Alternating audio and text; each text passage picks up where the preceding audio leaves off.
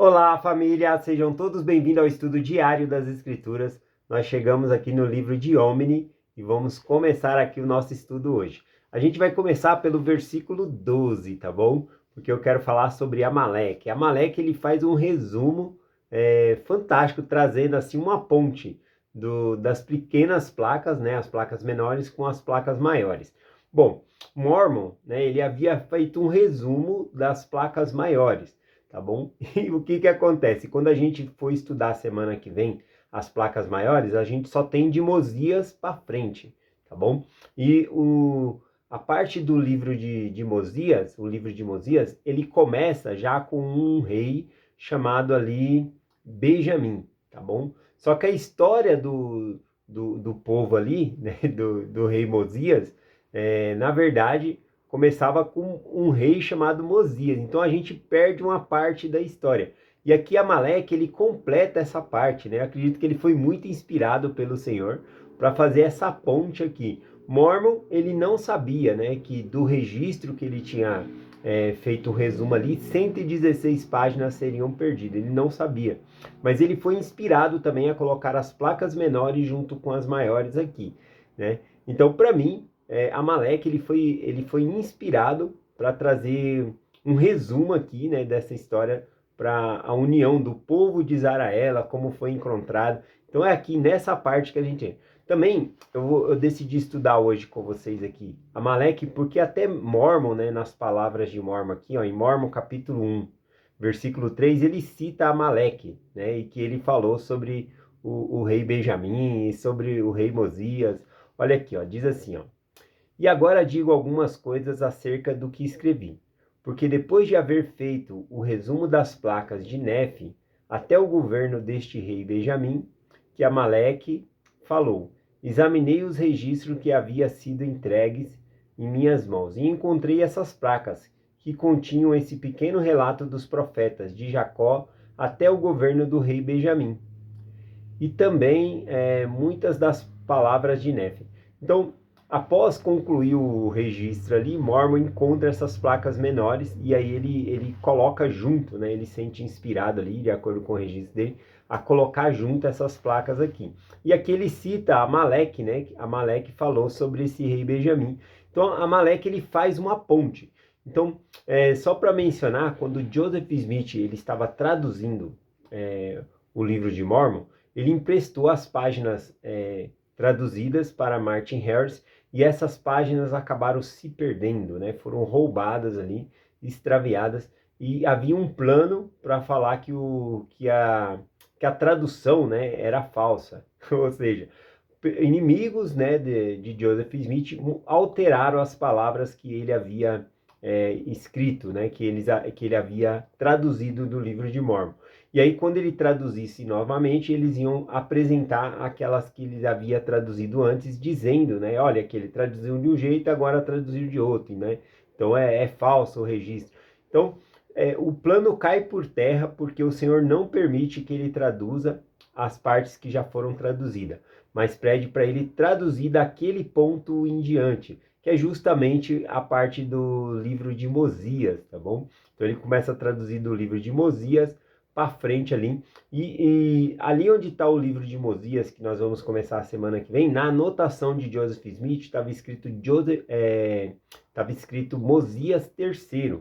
Então ele apaga ali o terceiro e coloca Mosias, e aí começa então com o relato do rei Benjamim, tá bom? E vai para frente ali. Mas esse povo, ele começa com a história do rei Mosias. E aqui Amaleque, ele faz essa ponte, eu achei muito incrível isso. Nem tem muito o que eu explicar aqui, tá bom? Vamos lá, em Êxodo, capítulo 1, né? Só tem um capítulo, aliás. Vamos começar do versículo 12 aqui, sobre esse resumo, né, que Amaleque faz aqui, que nos ajuda a entender melhor aqui a conexão desse registro aqui, das placas menores às placas maiores. Sabendo aí que as palavras de Mormon faz essa divisão das placas menores com as placas maiores. Vamos lá, aqui diz o seguinte: eis que eu sou Amaleque, filho de Abinadom. Eis que vos digo algo sobre Mosias, que foi proclamado rei da terra de Israel. Pois eis que ele tendo sido avisado pelo Senhor, de que haveria de fugir da terra de Nefe para o deserto, levando consigo todos os que quisessem ouvir a voz do Senhor. Bom, então aqui a gente observa, né, que se nós começarmos no livro de Mosias, vai começar lá pelo rei Benjamim. E aqui, Amaleque, ele começa a falar do rei Mosias, tá bom? Ele conta que Mosias, ele vivia na terra de Nefe, mas houve alguma coisa ali que o Senhor mandou que Mosias saísse do meio daquele povo, com todos que quisessem acompanhar e viver os mandamentos de Deus. Ou seja, os nefitas haviam se tornado iníquos. Então o Senhor fez uma separação entre o povo de Nefe, tal como aconteceu no começo, né, no livro de Mormon aqui, quando Leí e sua família chegam aqui, a gente vê o Lamã e Lemuel tramando para matar Nefe, né? E aí então o Senhor pede para que Nefe ele saia do meio de seus irmãos e vá para outro lugar ali. E aí então tem essa divisão, né? E torna-se duas grandes nações aí, Nefitas e Lamanitas. A gente acompanha isso lá em 2 Nefe, capítulo 5, tá bom? Lá o versículo 5 diz assim, ó: E aconteceu que o Senhor me advertiu para que eu, Nefe, me afastasse deles e fugisse para o deserto, com todos os que quisessem seguir-me.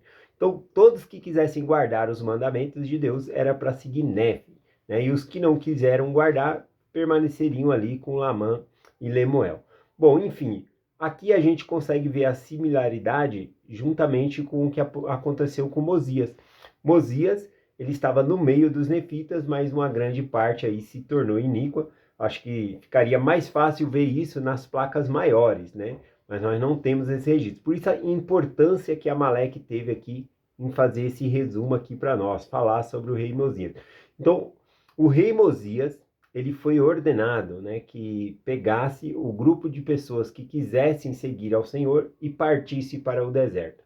Então é isso que ele está trazendo até esse momento aqui, semelhante ao que aconteceu com Nefe, né? Ele pegou os que queriam seguir a Deus e partiu para o deserto. Então continua aqui. E eles descobriram um povo que era chamado povo de Zanaela. E o povo de Zanaela regozijou-se grandemente, e também Zanaela se regozijou grandemente, porque porque o Senhor enviara ao povo de Mosias com as placas de latão, que continham o registro dos judeus. E aconteceu que Mosias descobriu que o povo de Zanaera saíra de Jerusalém, da época de Zedequias, rei de Judá, que fora levado cativo para a Babilônia. Então vamos lá. Aqui fala que Mosias, quando ele saiu do meio dos nefitas, ele chegou numa terra chamada Terra de Zaraela. Essa terra já estava ocupada, né, pelos descendentes de Mulequitas. Os Mulequitas, eles vieram de Jerusalém, tá bom? Vieram de Jerusalém para cá, só que Leí e sua família, eles saíram antes do cativeiro da Babilônia. E os Mulequitas saíram na ocasião em que Jerusalém foi combatida ali, na ocasião em que a Babilônia invadiu Jerusalém, tá bom? Então eles conseguem fugir ali. Inclusive Moleque, né, ele é um dos filhos do rei, né, Zedequias ali. Então dos filhos do rei de Zedequias, né, acredito que bem novinho conseguiu escapar junto com esses outros aqui e vieram, né, conforme ele vai mencionar aqui, vieram guiados pela mão do Senhor para essa parte da terra, mas eles não tinham contato com esses outros povos aqui, com os nefitas. E nessa ocasião aqui com o rei Mosias, então, eles se encontram, né? E eles, aqui como menciona o registro, eles ficaram muito felizes de o povo de Mosias ter os encontrado. Por quê? Porque ele tinha os registros dos judeus. A gente lembra que quando Leí e sua família sai de Jerusalém, eles tinham as placas de latão, as escrituras. E agora os mulequitas que vieram para cá, que é denominado aqui como o povo de Zaraela, eles não trouxeram nenhum registro, nenhuma escritura contigo. E isso teve consequências sérias, que é o que a gente vai ler aqui, né? Então, aqui eu li o versículo 15, né? E aconteceu que Mosias descobriu que o povo de Zaraela saíra de Jerusalém da época em que Zedequias, rei de Judá, fora levado cativo para a Babilônia. E eles viajaram pelo deserto e foram guiados pela mão do Senhor através das grandes águas, e a terra onde Mosias o encontrou.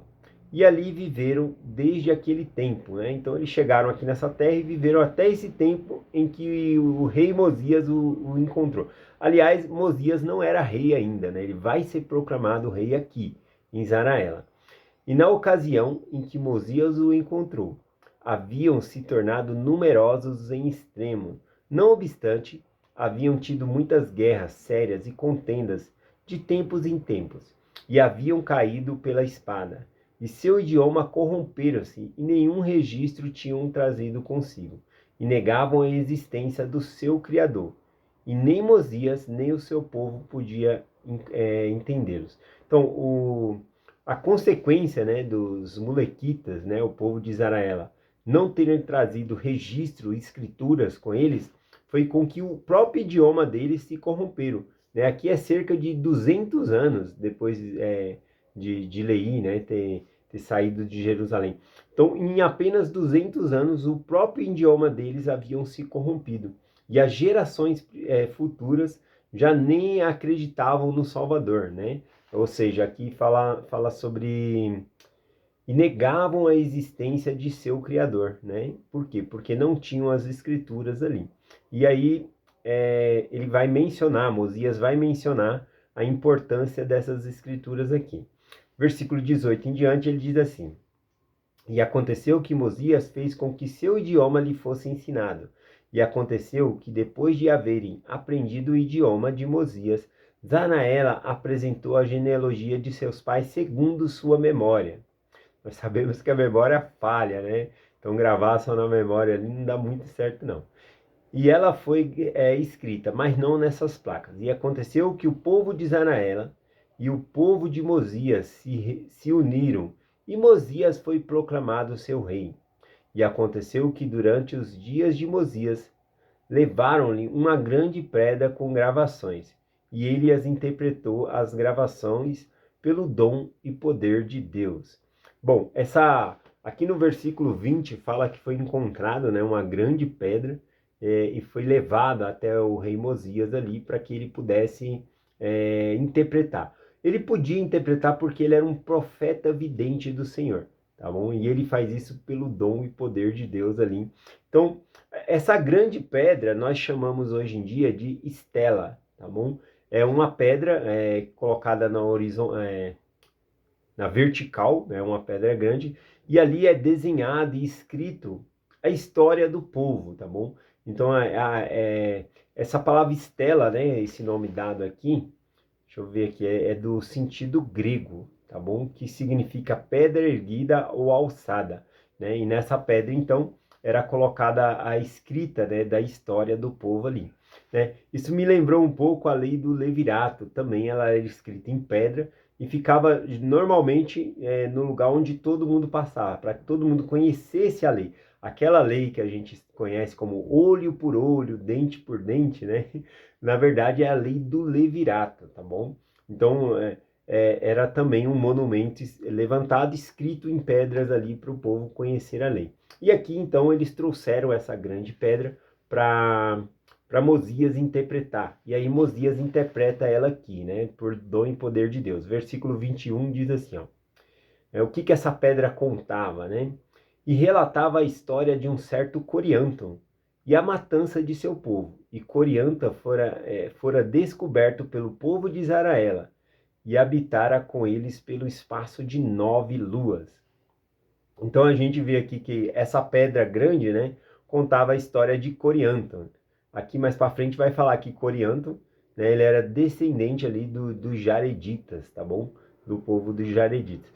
Então conta que aqui eles ficaram, esse Corianton, né, depois a gente lendo lá, estudando o livro de Éter, vai ter mais informações para nós.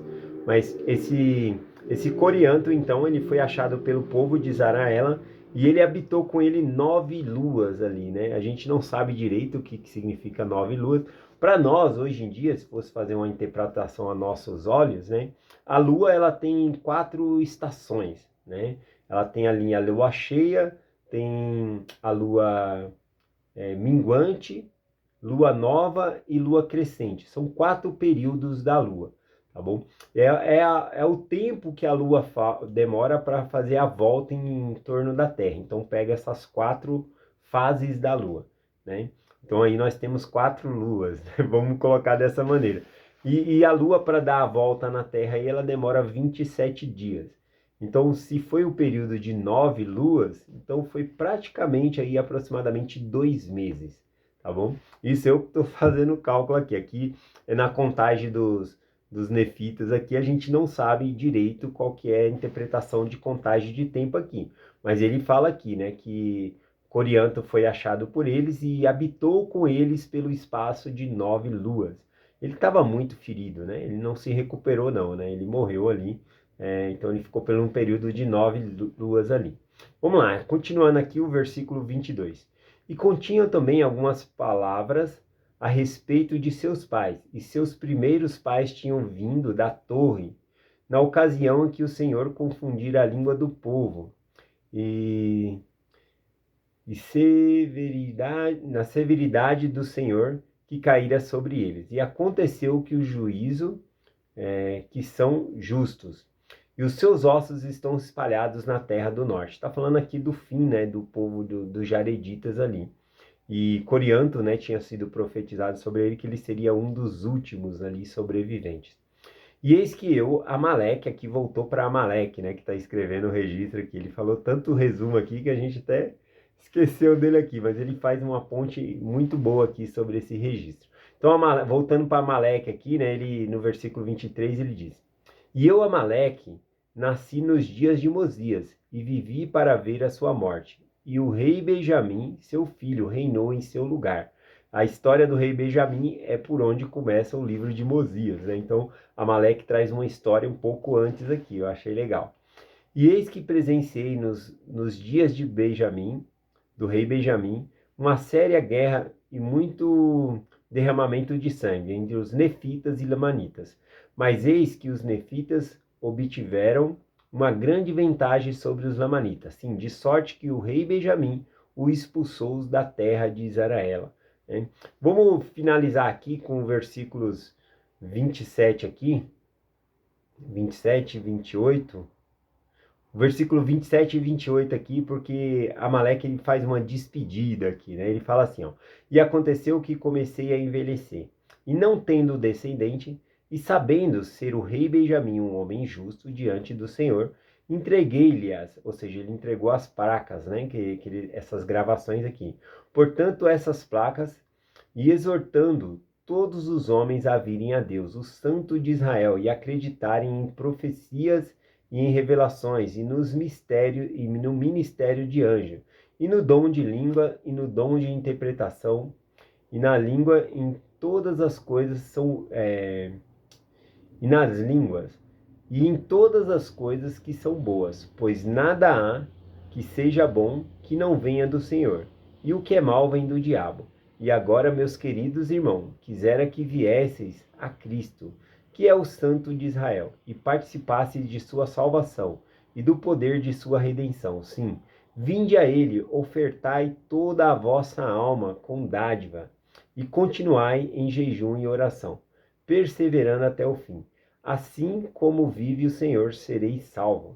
Então, aqui, né, ele faz essa finalização aqui do registro dele. Aliás, vai até o versículo 30 aqui, né, na verdade.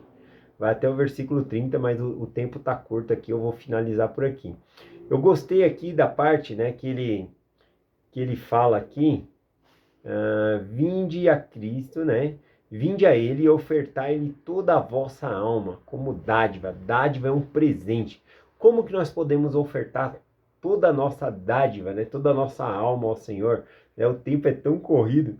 Eu achei algo aqui na Conferência Geral, né? Eu peguei essa frase, né, do livro de Mormon aqui, fui lá na Biblioteca do Evangelho, fui para as Conferências Geral e eu peguei exatamente um discurso do presidente Uftidor, né, que fala sobre essa frase aqui e explica para nós, né? Está lá na Conferência Geral de abril de 2022. Inclusive o tema, né, do discurso dele, ele coloca: ofertar sinceramente tudo o que temos, né? Eu achei muito interessante. Ele fala aqui, né, no exemplo dele aqui, ele enaltece, né, que o Salvador fala sobre a oferta da viúva que entregou tudo que ela tinha, e depois ele usa essa frase, né, de Amaleque aqui, falando sobre nós oferecermos ao Senhor toda a dádiva, né, de nossa alma, né, essas são as palavras que ele usa aqui, né, vinde a ele e ofertai-lhe toda a vossa alma como dádiva. Então ele fala, como no mundo, né, com tantas coisas para fazer, a gente vai conseguir cumprir esse desafio, né, de ofertar toda a nossa... Ele falou que o problema é que a gente fica querendo dividir o tempo, né? Dividir, como eu vou ofertar? Eu tenho que fazer tantas coisas, eu tenho que achar um lugar na minha agenda para servir a Deus, coisa assim. Então, nessa conferência, ele fala exatamente sobre isso. E ele dá o exemplo de uma bicicleta e o exemplo de um avião, né? Então, para ser sucinto aqui e finalizar, que o tempo já acabou, ele fala que o que mantém a bicicleta em equilíbrio é continuar adiante, manter-se adiante, pedalando, né? E a mesma coisa do avião. A força que o proporciona para frente, né, é o que vai fazer com que ele se mantenha em cima. Se o avião parar de ir para cima, né, ele cai, né, se não tiver algo impulsionando. Então ele fala para nós oferecer toda a nossa dádiva ao Senhor, a gente tem que então manter-se no Evangelho, seguir em frente, tá bom? Então ele fala que não é como fazer um labarismo, cada hora tentar encaixar as coisas de Deus aqui. Bom, vou deixar aqui pela conferência geral aqui, né? Dá para vocês achar esse discurso aí se tiver interesse, tá bom? Mas eu gostei bastante. Bom, eu compartilho essa mensagem com vocês em nome de Jesus Cristo. Amém. Até amanhã.